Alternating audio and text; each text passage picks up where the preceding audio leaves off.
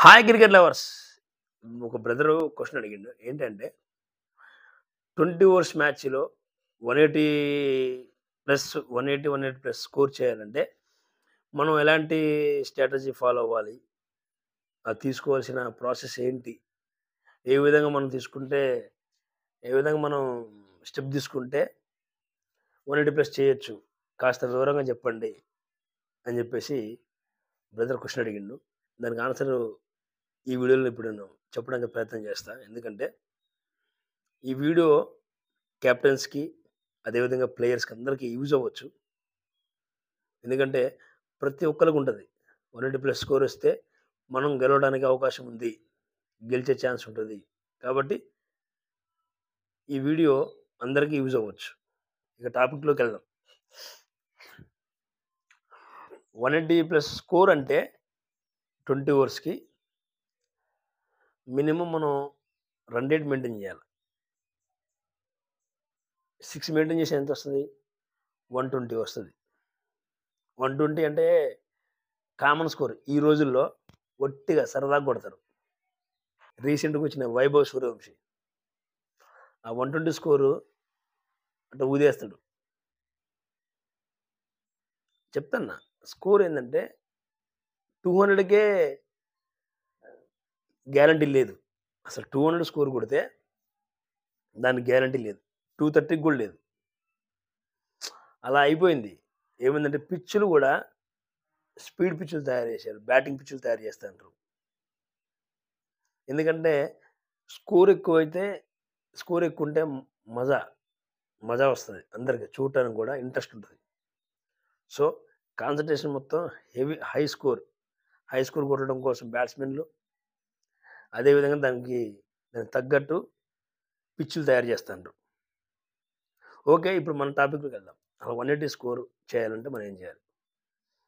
First of all captains. Captain అనేవాడు captain అనే వ్యక్తి తెలుసుకోవాల్సిన విషయం ఏంటంటే, అసలు మన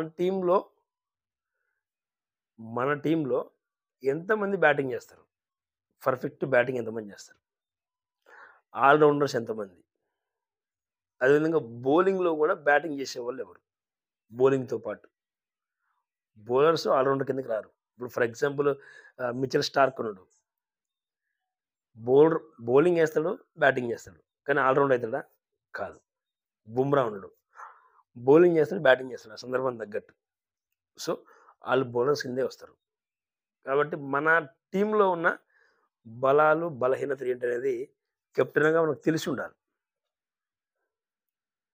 ఎందుకంటే నువ్వు పంపించే opening, one down, second down ఏదైనా సరే. ఎందుకంటే నిర్ణయం నువ్వే తీసుకుంటావు. మనమే తీసుకుంటాం కాబట్టి తెలిసుండాల. యెస్.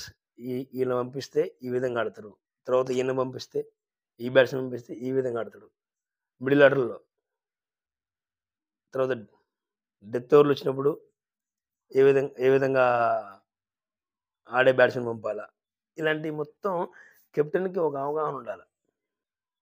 ఈ విషయం ఏంటంటే 180 ప్లస్ గురించి మాట్లాడదాం.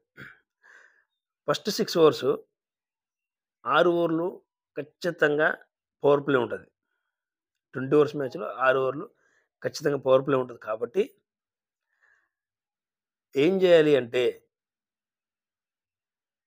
ఏమాత్రం ఓపెనర్స్ ఇద్దరు గూడా డేరింగ్ అండ్ డాషింగ్. అంతేగాని ఆ పవర్ ప్లేలో ఒకళ్ళు సింగిల్ తీసిస్తే ఇంకోళ్ళు బౌండరీలు కొడతారు. లేకపోతే ఆయన కొట్టినప్పుడు మనం ఎందుకు కొట్టాలా? మనం సింగిల్ తీస్తే సరిపోద్ది గదా! ఈ మెంటాలిటీ అయితే ఉన్నోళ్ళైతే ఓపెనింగ్‌కి పోవటం వృధా. ఇప్పుడు నువ్వు సింగిల్ తీస్తే నేను 4 కొట్టాలి. ఈ మెంటాలిటీ ఉంటే ఏమైద్దంటే స్కోర్ డౌన్ అయితా ఉంటది. అనుకున్న స్కోర్ కంటే స్కోర్ డౌన్ అయితా ఉంటది. ఇద్దరు కొట్టేవాళ్ళైతే, ఇద్దరు అటాకింగ్ చేసేవాళ్ళైతే అటాకింగ్ అంటే వికెట్లు వదిలేసుకొని ఏదో ఇష్టానుసారంగా ఇష్టం వచ్చినట్టు కొట్టడం కాదు గానీ, ఆ బౌలింగ్‌కి తగ్గట్టు అటాకింగ్ అనేది ఎక్కడ తగ్గకూడదు. 6 ఓవర్లకి మినిమమ్ 60, 70, 60, 70 రన్స్ ఇది మెయింటైన్ జేయాల. ఏది పవర్ ప్లేలో.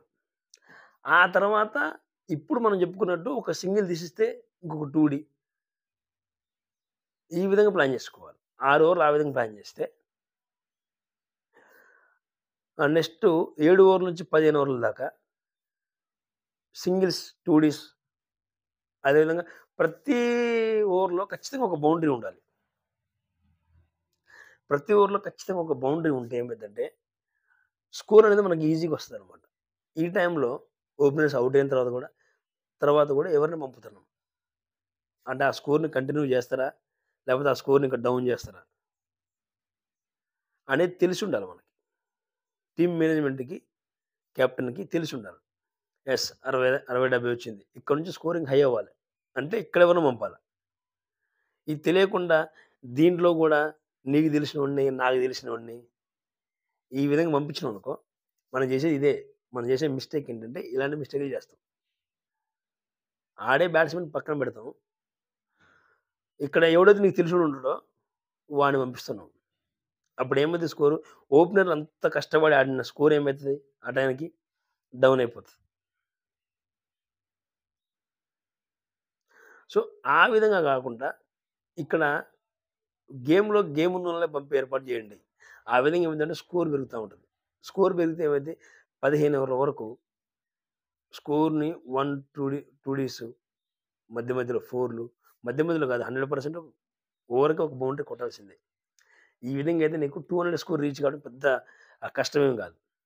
ఇక లాస్ట్ 5 ఓవర్లు 15 ఓవర్లు అయిపోయిన తర్వాత లాస్ట్ 5 ఓవర్స్ మీ టీమ్‌లో పవర్‌ఫుల్ హిట్టర్స్ వాళ్ళ టైం ఇది. ఈ 5 ఓవర్లు ఫిఫ్త్ నుంచి డౌన్ కిందకి ఈ బ్యాట్స్‌మెన్‌లో ఉంటది. దీన్ని గమనించండి. 5గురు బ్యాట్స్‌మెన్ తర్వాత ఎక్కే బ్యాట్స్‌మెన్ కాడ్నుంచి పవర్‌ఫుల్ హిట్టింగ్ ఉంటది. సో, వాళ్ళని ఈ టైంలో యూజ్ చేయాలి. ఎందుకంటే నీకు మంచి స్కోర్ తెచ్చిపెట్టారాళ్ళు. ఇప్పుడు మీరేం చేయాలా? 30 బాల్లున్నాయి.